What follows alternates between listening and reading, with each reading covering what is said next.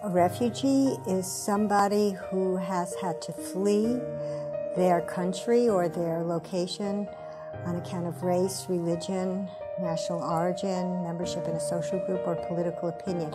That's the uniform definition. Other countries have broader definitions. For example, I think the Organization of American States has broadened that out to include people who are just victims of generalized conflict. HIAS is probably the oldest of the resettlement agencies. We were actually founded, depending on whose history you read, either 1882 or 1884.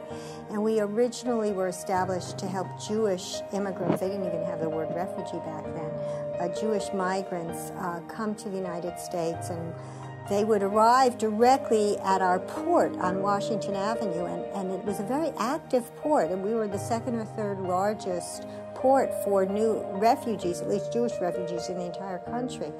We would go down to the port and greet the new refugees and immediately enroll them in English classes and try to enroll them in social services and help with housing and family unification.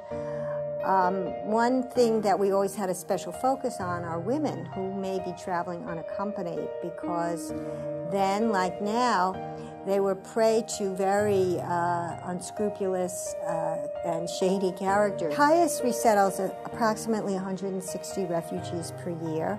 However, we work closely with the other resettlement agencies, so at any one year there are anywhere from 650 to even up to 800 new refugees that come into the Philadelphia area. Well, we collect donations of furniture because we get very little money to help a refugee set up their apartment, so we can have people donate furniture to us. That's very important, and other household items.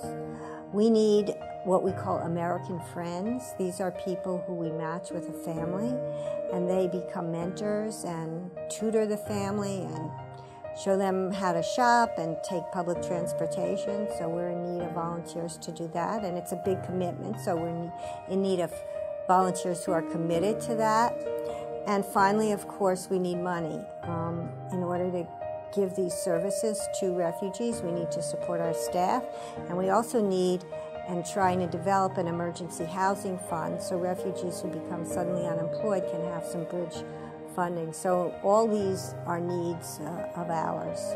I'm both a lawyer and a social worker, and I worked with HIAS when I was at Penn Law School placing law students at the agency. And when an opening became available as executive director, I immediately applied because HIAS brought my mother here, so I had very strong personal ties.